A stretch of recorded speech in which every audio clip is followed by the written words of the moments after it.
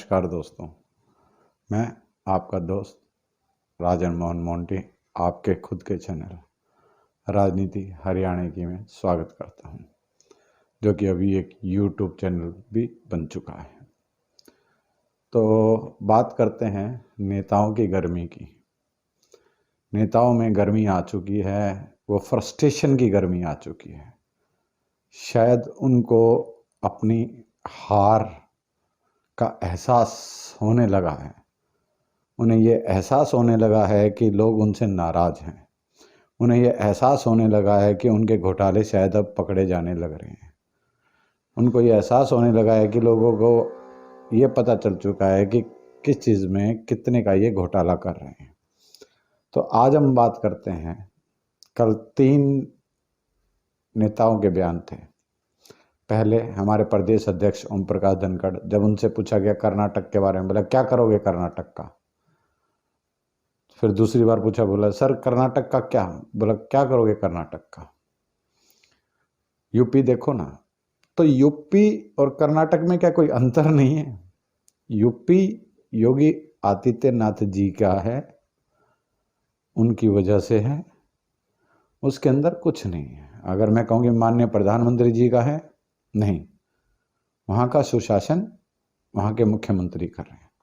फिर आ जाते हैं हम हमारे माननीय मुख्यमंत्री जी के ऊपर। उनकी एक सभा चल रही थी जिसमें उन्होंने 3-4 आदमियों को, जिसमें महिलाएं भी थी, खदेड़ दिया, बाहर मार्शल से निकलवा दिया, कमांडो से निकलवा दिया, ये कह के कि आम आदमी पार्टी के वर्कर हैं। तो ये आम आदमी के पार्टी के वर्कर या कांग्रेस के वर्कर या फिर हम कहें कि भाई बहुजन समाज पार्टी के वर्कर, ये बड़ी छोटी सी चीज़ है भाई, एक इल्ज़ाम लगाना। उनका दुखड़ा, उनकी कंप्लेंट, उनकी शिकायत अगर सुन ली जाती है, चाहे वो आम आदमी पार्टी के हैं, चाहे वो कुछ हैं, चाहे वो कुछ हैं। बड़ौदा बाई इलेक्शन मेरे को आज भी याद है कि मैं डॉक्टर कपूर सिंह नरवाड़ को भी लेके जाना चाहता हूँ चंडीगढ़। अब वो वाले मुख्यमंत्री जी अब कहाँ गए। फिर आते हैं हम तीसरे, हमारे एक पावरफुल मिनिस्टर देवेंद्र बबली जी के ऊपर।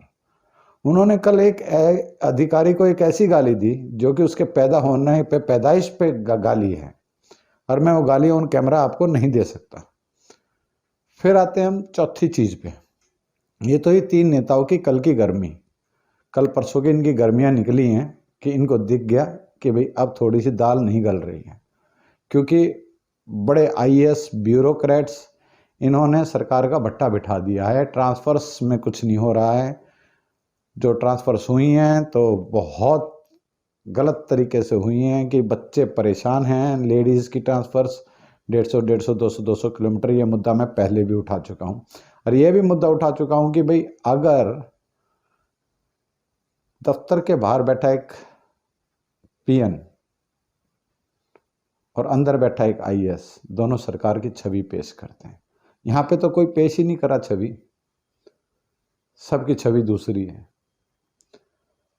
तो अब बात करते हैं हम इनकी कि भाई क्या घोटाले हुए हैं। नहीं जी, भाजपा जजपा गठबंधन कहेगी बिल्कुल नहीं हुए। आज मैं आपको नुहू की देता हूँ एक खबर।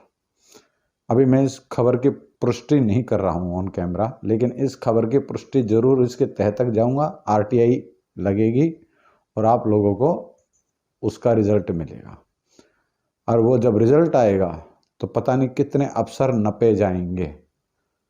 नूह तावड़ू, इनमें जो लाइब्रेरीज बनी हैं उनमें एक अलमारी की कीमत कितनी है, ये आरटीआई में लेने के बाद ही मैं आपको बता पाऊंगा।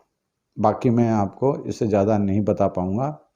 इतना ज़रूर है कि वर्कर्स, जो कि सरकारी वर्कर्स के यूनियन हैं, उनके प्रधान हैं, उनको ये मिलने तक का भी समय नहीं दे रहे हैं।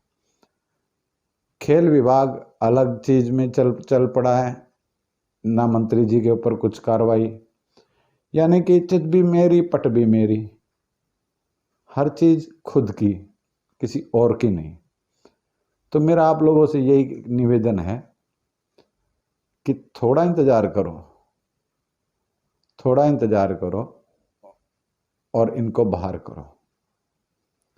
थोड़ा इंतज़ार करो, इनको बाहर करो, क्योंकि कर्नाटक से बूस्टअप बहुत मिला है, मॉरल बहुत अप हुआ है।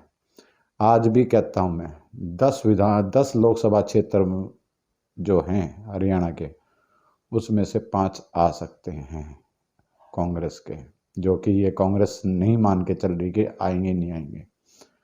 मैं अगर कांग्रेस के कोई नेता सुन रहे हों तो पहला,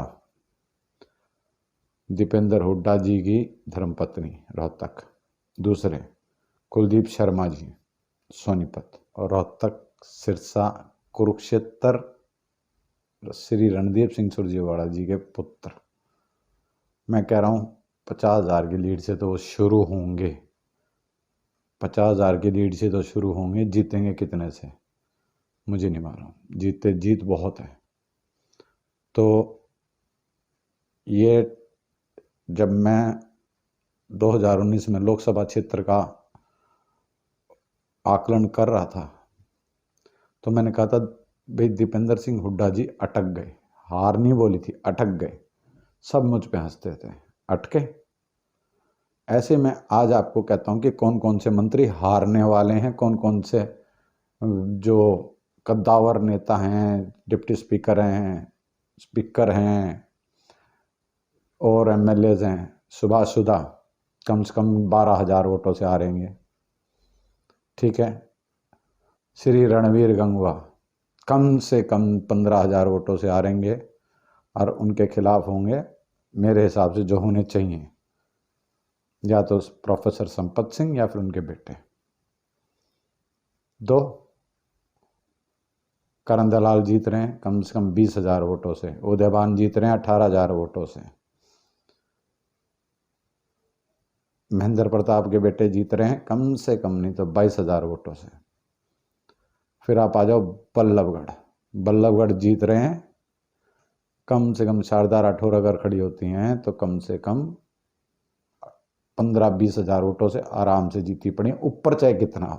क्योंकि मेरी एक बड़ी आदत है, मैं हाथ को भींच के, यानी कि हाथ को खींच के, हमारे जाटों में कहते हैं भींच लिया के, तो that's why I am just telling you the minimum margin that they are going to win. और अभी बहुत हैं, और मैंने अब तरकश के तीर देख लिए हैं, भाजपा के तरकश में तीर टूटे फूटे रह गए हैं, और अभी तो भागना, चलना, चेंज करना, बहुत चीज़ें रह जाएंगी। अभी आप चिंता ना करो, थोड़ा और इंतज़ार करो, पंचकुला से आगे से वो चलेगा, स्टूडियो से एक एक चीज़ आप लोगों के सामने लाई जाएगी, वो भी ब्लैक एंड वाइट में।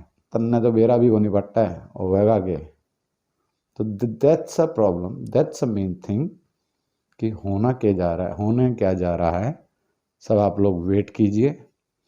अलग अलग यूनियंस, अलग अलग सरकारी यूनियंस के प्रधान, कोई किसी की यूनियन है, कोई किसी की यूनियन है, लेकिन सब परेशान हैं।